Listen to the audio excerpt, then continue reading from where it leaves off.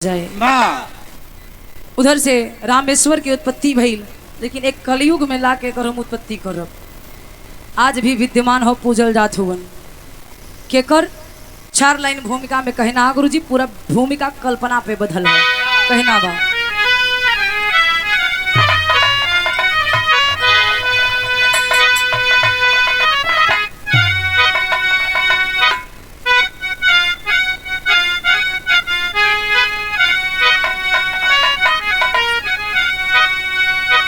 कि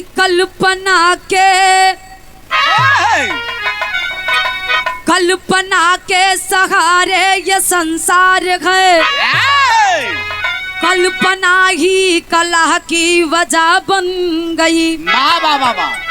कल्पना करके कोई सफल हो गया, कल्पना ही किसी की सजा बन गई। कल्पना में ही बीता हजारों बरस, कल्पना में ही बीता हजारों बरस।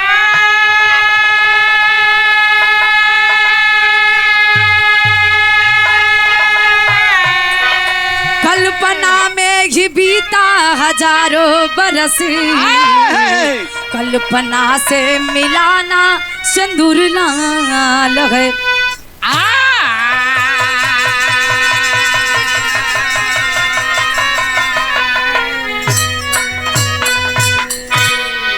ए बाबू, कल्पना बड़ी खतरनाक चीज होला। कल्पना करे के चाहिए। कल्पना कैला से केहू के जिंदगी सवर जाला, कल्पना कैला से केहू के जिंदगी नरक बन जाला। लेकिन एक लाइन गुरुजी बिरहा में कव्वाली के टुकड़ा बा, कैसे?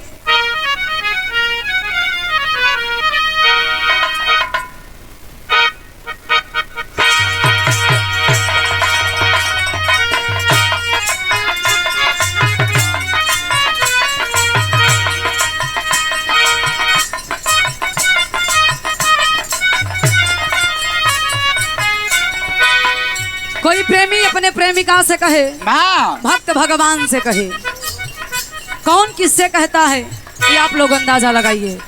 कवि जी लिखत हुवन का,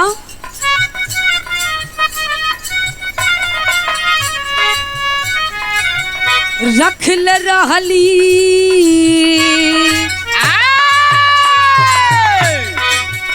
रख ले रहली नयनावा में तोहा के सनम, रखल रहले नयनावा में तोहा के सनम, रखल रहले नयनावा में तोहा के सनम, रखल रहली नयनावा में तोहा के सनम, छोड़ के हमके पढ़ई लाता हम का करे। रखल रहले नयनावा में तोहा के सनम, रखल रहले नयनावा में तोहा के सनम, छोड़ के हमके पढ़ई लाता हम का करे। रखल रहले नयनावा में तोहा के सनम। धर्म के गार्जियन दीपक यादव गुरु जी के कर कमलों से शानदार 501 रुपया के आशीर्वाद धनेपुर की ऐतिहासिक धरती से पैर छू के पहलगी बार आशीर्वाद के प्रतीक्षा उपस्थित जनता जनार्दन के पैर छू के प्रणाम आशीर्वाद के कामना हाँ। लेकिन भाव में गुरु जी लिखत हुवन का लिखलन,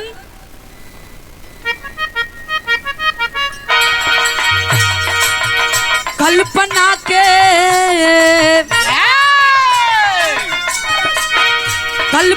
के सहारे ये संसार है, कल्पना के सहारे संसार है, कल्पना के सहारे संसार है। कल्पना, ये दुनिया कल्पना से चलता। अगर केहू जिंदगी जियत बा, केहू के नहीं पता बा, अगर कल्पना करल ना जात होई तो केहू के पता नहीं खे चलत कि राम के रहल, कृष्ण के रहल, अयोध्या कब के बनल हा, मथुरा वृंदावन में केकर जन्म भइल रहे। ये मात्र कल्पना बा। यही से गुरुजी लिखत होवन, कल्पना के सहारे जहाँ चल रहा, कल्पना के सहारे जहाँ चल रहा, कल्पना कल्पना के सहारे जहाँ चल रहा, कोई रोता रहा कोई हंसता रहा, कल्पना के सहारे जहाँ चल रहा, कल्पना के सहारे जहाँ चल रहा, कोई हंसा रहा कोई हंस रहा, कल्पना के सहारे जहाँ चल रहा।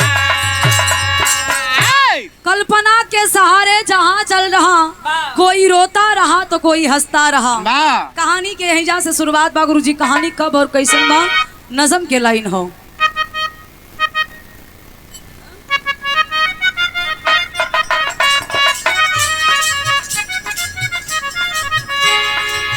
मरा जो विद्युत जिहो वसूप न खा लाचार हुई, करी थी कल्पना जो कल्पना बेकार हुई। एक दिन घूमती वो सिंधु तट पे आई है, करण को आत्महत्या मन में वो बिठाई है। प्रकट हो सागर अपने दिल की बात कह डाला, पिला दो नाजनी जवानी का तू मधुशाला, पिला दो जामने ना नाजना मधुशाला, पिला दो जामने ना नाजना मधुशाला। कहानी के समझ ली।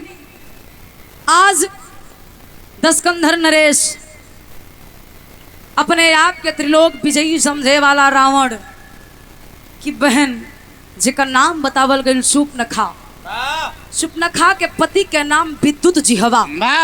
रावण जौने समय अपने बहन के सुहाग के यानी विद्युत जिह्वा के मरलस, शूर्पणखा लाचार हो गई बाबूजी। यही सोचने लगी कि ये दुनिया कहती है कि एक भाई अपने बहन का घर बसाता है, मेरा कैसा भाई है, मेरा ही सुहाग उजाड़ दिया। वो बेचारी बैठ के रोवता। ए बाबू, बतावल गईल बा एक लड़की के जीवन में जब उसके मांग में सिंदूर पड़ता है, वो सारे रिश्तों को भूलकर एक रिश्ता को याद रखती है, वो उसका सुहाग होता है। उसका पूरा जीवन उस सुहाग पे निर्भर होता है। आज वह सुहागवे खत्म हो गई। ए पंचो, शूर्पणखा रोवता, रोवत बिलखत पहुंच गई समुद्र तट पे। जब समुद्र तट पे गईल तो वही समुद्र के किनारे बैठ के आंख से आंसू झरझर झरझर बहावता। कहे कि ये दुनिया के मालिक, ए भाग्य विधाता, हमरे भगिया में ऐसन का लिखला कि हमार पति हमके बीच रास्ता में छोड़ के चल गईलन, जेके हम अपन कहत रहली, कलेजा के टुकड़ा अपन समझली, अपन भाई, आज उहे भाई कसाई बन गईल बा। हमार सुहाग अपने हाथे मिटा देलस। हे बाबू, शूर्पणखा रोवता बिछा रही कि दुनिया में अब हमार केहू नहीं बा। खुद के जाके वही समुद्र में अपन जनवा देवी के कोशिश कैलस। जोने समय समुद्र देवता देखलन कि एक अबला एक नारी अपनी जान की बलि देने जा रही है, प्रकट हो जाते हैं। प्रकट होकर शूर्पणखा के हथवा पकड़लन, कलन की है लड़की, क्यों ऐसा करने जा रही हो? अरे जिंदगी मिली है जीने के लिए, इस खूबसूरत जिंदगी को गवाओ मत। मरते तो वो लोग हैं जो कायर होते हैं, तुम तो बहादुर हो। शूर्पणखा कलश किए, प्रभु हम ना बहादुर बनी, हमार हिम्मत खत्म हो चुकल बा, हमार सुहागी दुनिया में ना बता, हम के करे सारे जियब। ए पंचो, आज समुद्र देवता हथवा पकड़ के अपने महलिया में ले गईलन। दिन बीते लगल, धीरे धीरे समुद्र देवता में शूर्पणखा में प्यार भइल। आज समुद्र देवता के प्यार के निशानी शूर्पणखा के गर्भ में पले लगल, गर्भवती हो जाती है। लेकिन मायका याद आ गई।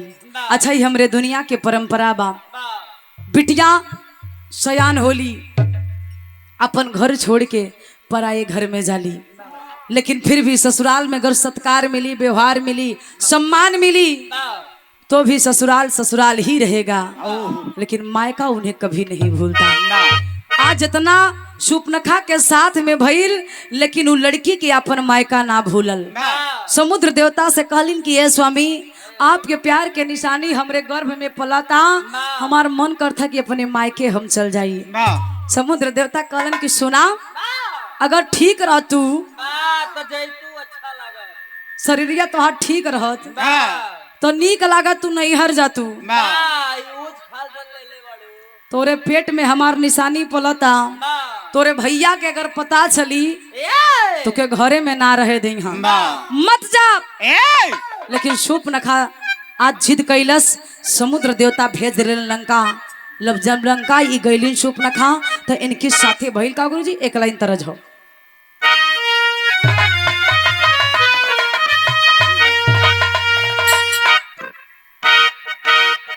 जियो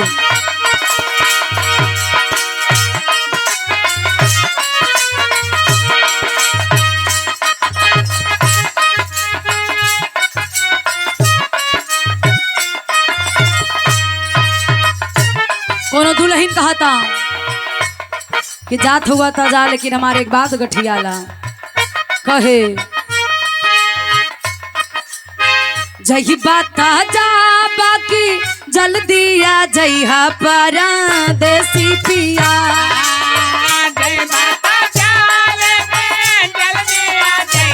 ए हो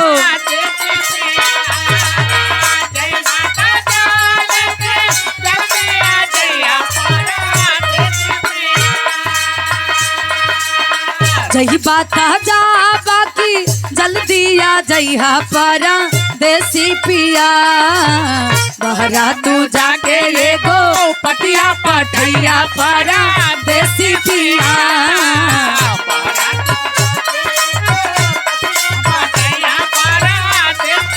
जियो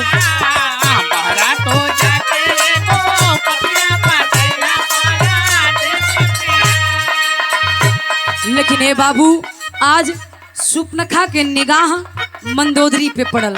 दौड़ के जाके मंदोदरी के गले लगा लेती है कि अरे भाभी, आपके देखला बड़ा दिन हो गई, ये अखिया तरस गई रहे भाभी तोहर दर्शन करे खातिर। लेकिन जब मंदोदरी के निगाह शूर्पणखा के पेट पे पड़ल, आश्चर्यचकित हो जाती है कि जिसका सुहाग इस दुनिया में नहीं है, ये किसका खून लेके टहल रही है। वो सोचती और कहती है क्या,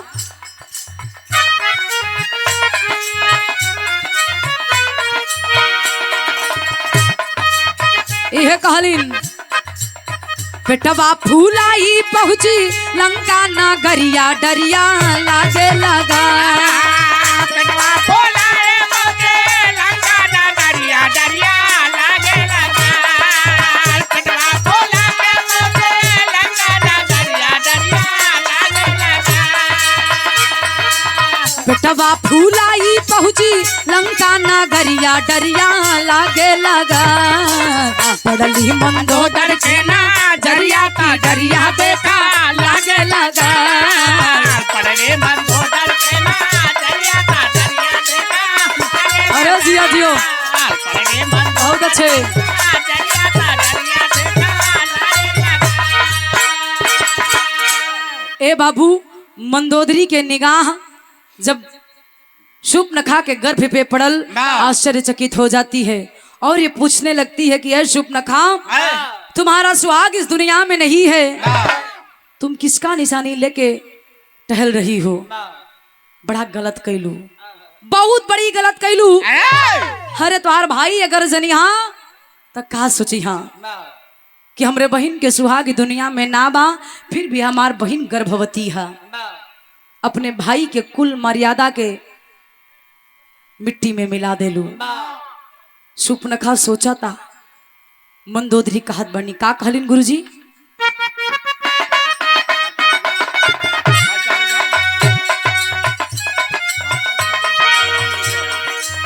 बोली मंदोदर तू डुबाई दिहलू पानी। बोली मंदोदर तू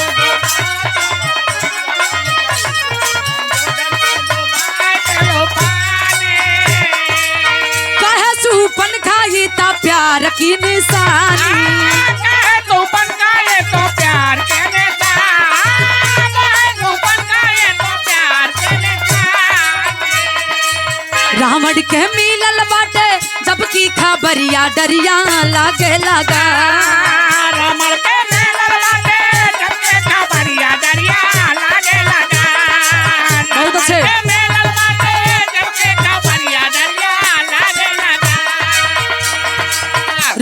तुहे मिलल बाटे जबकि खबरिया डरिया लागे लगा पढ़ली मंदोदर के ना जरिया की डरिया देखा लागे लगा पढ़ली मंदोदर ना जरिया का डरिया देखा लागे लगा पढ़ली मंदोदर के ना जरिया का डरिया देखा लागे लगा।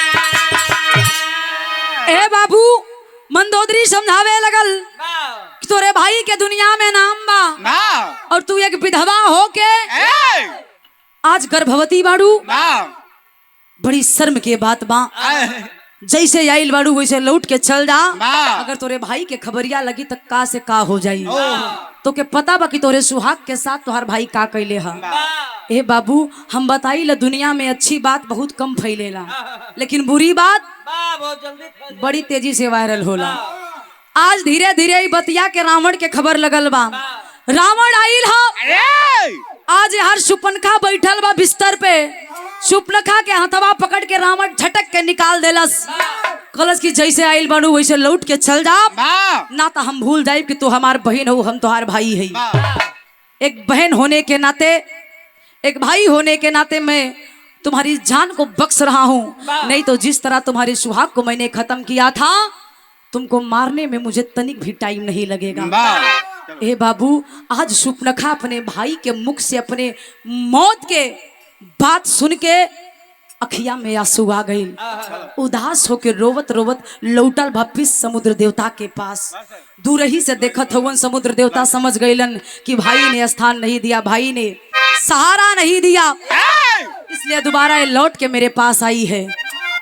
यार समुद्र देवता के पास जाके फिर से सुपनखा एक विनती करत बानी। कवन विनती कैलन गुरुजी? एक लाइन बिरहा में तरज बा, बड़ी पुरान तरज है। धर्म के बड़े भैया मुकेश बुलोरो याले तेजीपुर की धरती से। तेजीपुर बाजार ना? अच्छा, तीबीपुर की ऐतिहासिक सरजमी से मुकेश भैया के तरफ से शानदार 101 रुपया के आशीर्वाद बहुत बहुत प्रणाम हो। आशीर्वाद के प्रतीक्षा है। तरजिया उहे बा।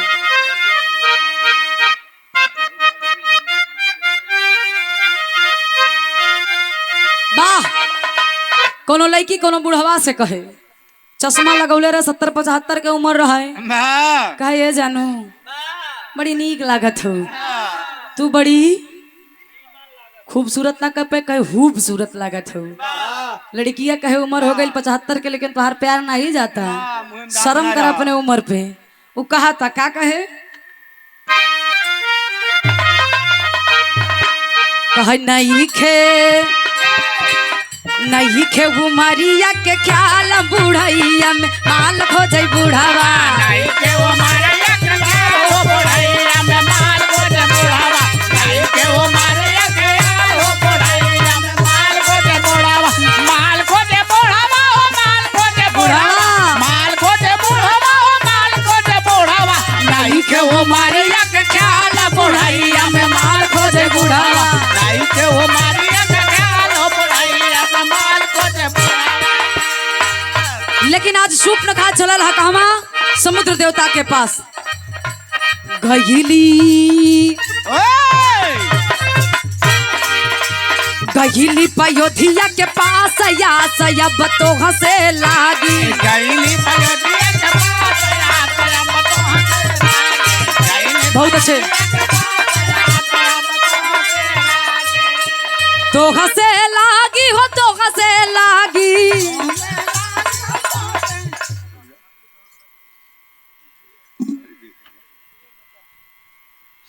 और हमरे धर्म के बड़े भैया हम तो सोची आप चल गई होगा लेकिन बहुत बहुत धन्यवाद, इतना कीमती टाइम आप देते हुआ।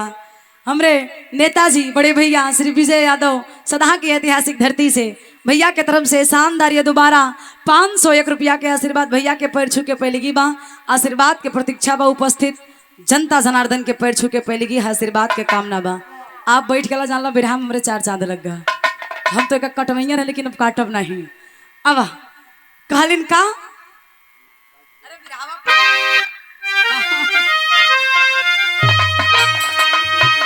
कि गहिली पयोधिया के पास या सब तो हंसे लागी। गहिली पयोधिया के पास या सब तो हंसे लागी। गहिली पयोधिया के पास या सब तो तो हंसे लागी हो तो हंसे लागी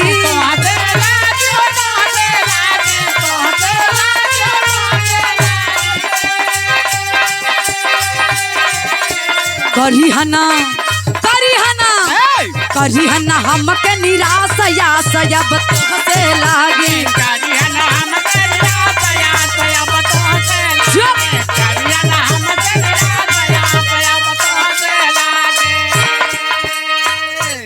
लिया अपनाई पयोधी तौन छनमा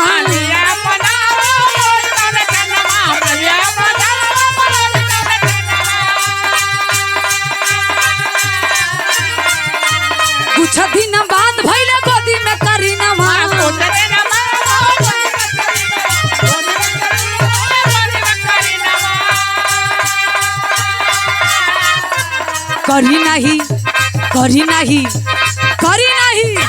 करी नहीं जग में परिहास या सयब तो हंसे लागी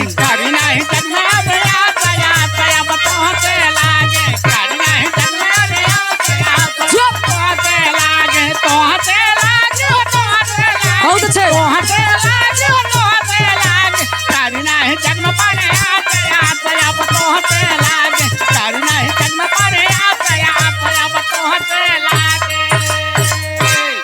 करी नहीं जग में परिहास या सयब तो हंसे लागी समुद्र देवता कालन की शूर्पणखा तुम्हारे गर्भ में जो मेरी निशानी पल रही है इसे मैं अपमानित नहीं होने दूंगा क्योंकि मैंने तुमसे प्यार किया है ये मेरे प्यार का निशानी है मेरे प्रेम की निशानी है इसे मैं दुनिया में लाऊंगा सम्मान के साथ अपना नाम दूंगा ए बाबू आज शूर्पणखा समुद्र देवता के महलिया में रहे लगल धीरे धीरे 9 महीना बीत गईल 9वें महीना शूर्पणखा एक बिटिया के जन्म देली जौने बिटिया के नाम पड़ल रत्मंजरी उ बिटिया के नाम रत्मंजरी पड़ल बिटिया धीरे धीरे सयान भइल जैसे ही बिटिया के शूर्पणखा जन्म देलस उ बिटिया के छोड़ के चल देलिन कहवा अपने लंका यही से कहिला स्वार्थी दुनिया है जब तक स्वार्थ रहल तब तक समुद्र देवता के पास वो शूर्पणखा रहल लेकिन जब वो बेटी के जन्म दे देलस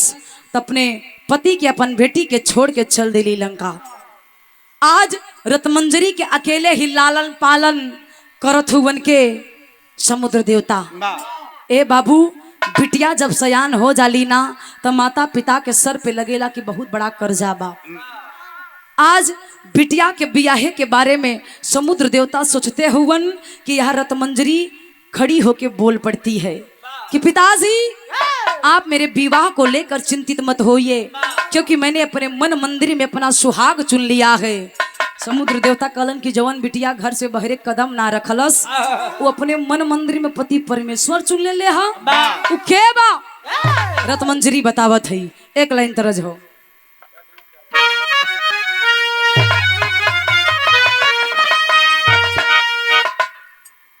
वाह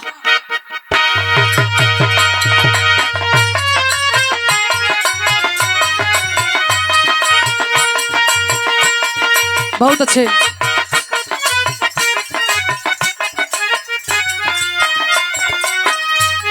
तरस से बढ़िया भाव हम रत्मंजरी अपने पिताजी से कहती है कि बारे बेटी इस दुनिया में अगर ऐसे बेटी हो तो किसी भी पिता की पगड़ी झुकने ना पाए कहलिन का कहलिन अनुराग बाबू की तरफ से बहुत सारा माया पुरस्कार आशीर्वाद बा पढ़ लिख के खानदान के नाम रोशन करा कहना हो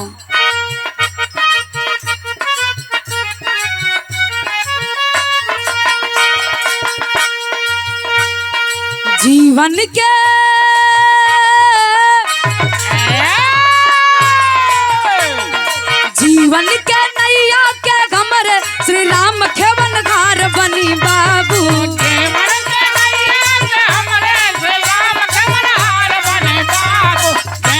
बहुत अच्छे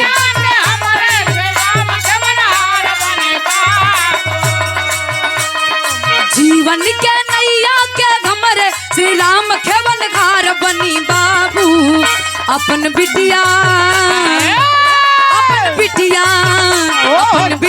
पे कैला ये कबार बाबू चल जाइबा अयोध्या के द्वार बाबू अपन बिटिया पे कैला ये कबार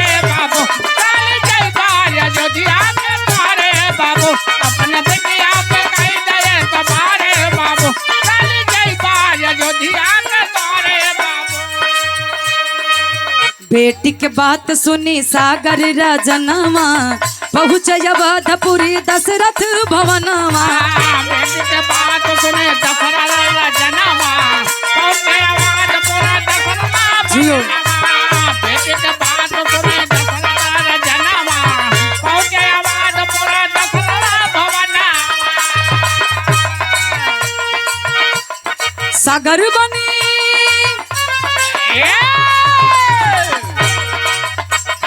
जाचक बनी अइला दुवरिया नजरिया के फेर दाय बाबू।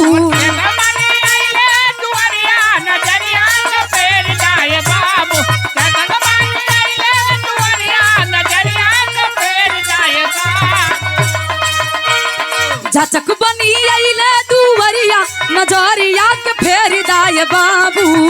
अपन बिटिया अपन बिटिया पे कैला ये तबार ये बाबू।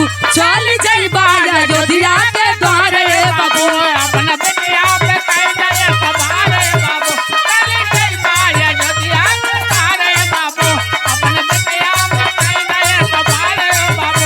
चल जइबा अयोध्या के द्वार ये बाबू। आज सागर देवता बिटिया के बात मान के अयोध्यापुरी में गईलन। राम के हाथ मांगत हुआ लेकिन बाबूजी राम मना कर दिए कि मेरी धर्म पत्नी सीता है, मैं सीता की सौतन अपने घर में नहीं लाऊंगा। रत्मंजरी से मैं विवाह नहीं कर सकता। सागर निराश होकर लौटल हुवन। रत्मंजरी समझ गई कि मेरा विवाह इस जन्म में तो नहीं होगा, मुझे कुंवारापन ही झेलना पड़ेगा। आज रत्मंजरी कुंवारापन झेलत बा लेकिन टेरी में कहना है गुरुजी। बहुत अच्छे।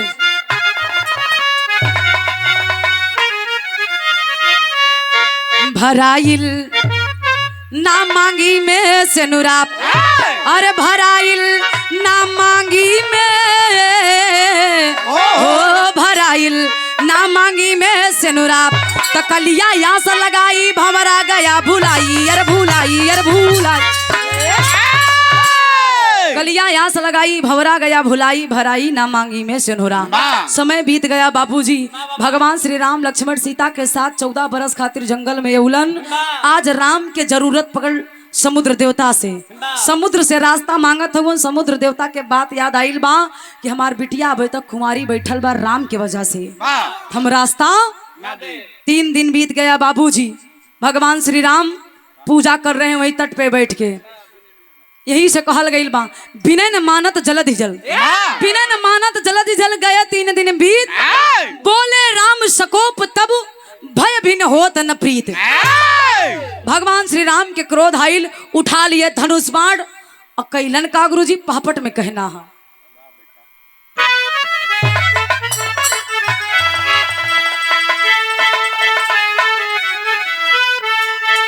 अरे सागर तट पे प्रभु जी करई बस, अरे सागर तट पे प्रभु जी करई पूजा नामा सोचई मनवा में। अरे सागर तट पे प्रभु जी करई पूजा नामा सोचई मनवा में। त जकरे साथे बजरंगी बलवनवा सोचई मनवा में।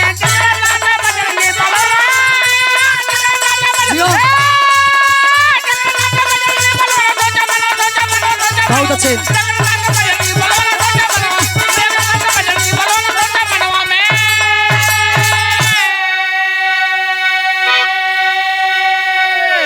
ए बाबू, आज भगवान श्री राम 3 दिन तक इंतजार कैलन।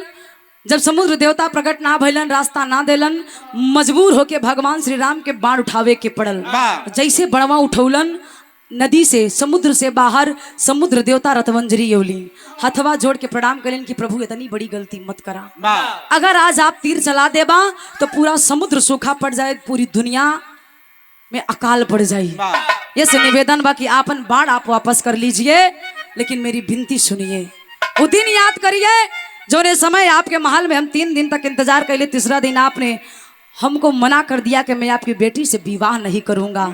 हमारी बिटिया सयान बैठल बा, तब कैसे आपके रास्ता दे। भगवान श्री राम समझावत हुवन, आल्हा में कहना है।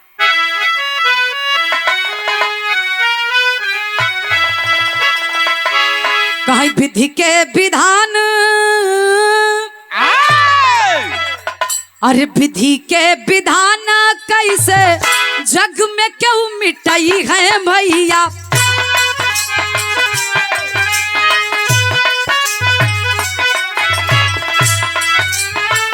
काहे श्री राम तब सागर से कारा जो,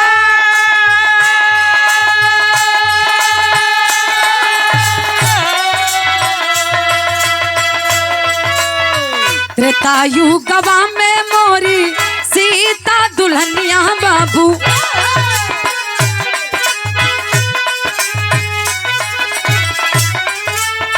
सीता के सवतिया नाही घर जाई मो,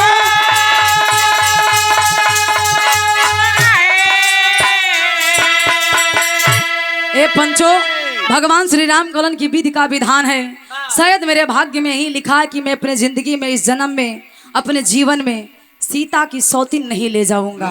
रतमंजरी हथवा जोड़ के रोवे लगल कि प्रभु आपके मन मंदिर में हम पति परमेश्वर चुन ले बानी, अगर हमरे मंगिया में केहू सिंदूर भरी ता आप भरबा ना ता दूसर केहू नहीं, आजीवन कुमारी रह जाई लेकिन केहू से विवाह ना करब। भगवान श्री राम खुश भइलन, कलन बार रतमंजरी प्रेम हो तो ऐसा हो, आज तुमने मुझसे प्रेम किया है, आजीवन कुमारी रहने का वादा जो किया है हमसे, तो मैं तुमसे एक वादा करता हूँ, इस जन्म में तो नहीं आने वाला कलयुग में मैं तुम्हारी मांग में सिंदूर भर कर मैं तुम्हें अपनी सुहागन बनाऊंगा, इस दुनिया से इस धराधाम से मुक्त दिला दूंगा। आज रतमंजरी इंतजार करत बा कहवा कौने स्थान पे उनके लोग पूजत भी होवन, कहवा बाड़ी खड़ी अंतिम लाइन में कहना है।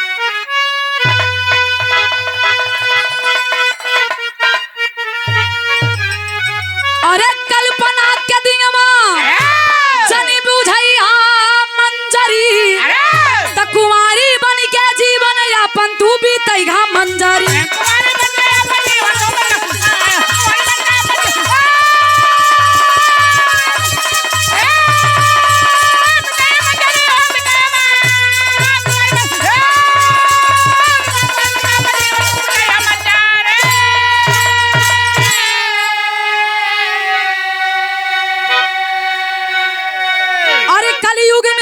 जन्म जब कि हम आई, अरे वही दीना मांगिया में सिंदूरा भरा,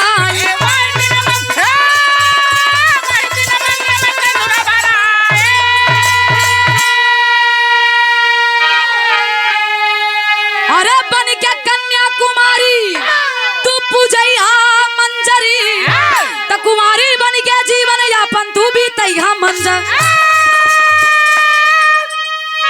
बहादुर होगा भगवान श्री राम कहलन कि हमारे नाम के सिंदूर थोड़े मांग में पड़ी, लेकिन इस जन्म में ना, आवे वाला कलयुग में जब पाप चरम सीमा पर रही तो हमार कल की रूप में अवतार हुई, कल की रूप में तोहरे मांग में सिंदूर भर के तो क्या अपन सुहागन बनाई।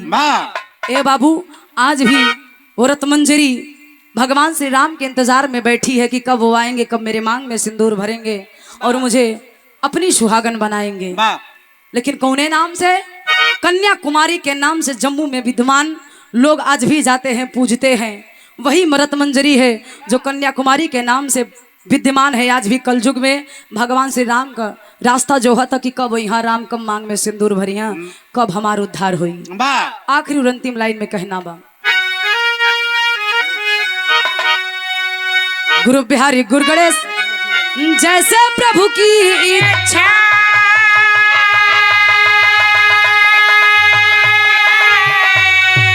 अरे स्वर्ग से चंद्रिका कभी देख के प्यारे लाल को सिंचा हो,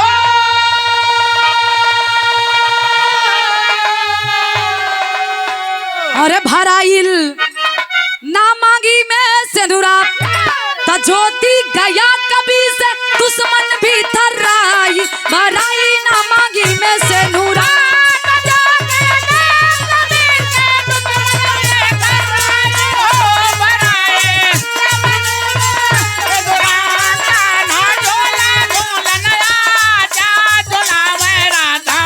जियो।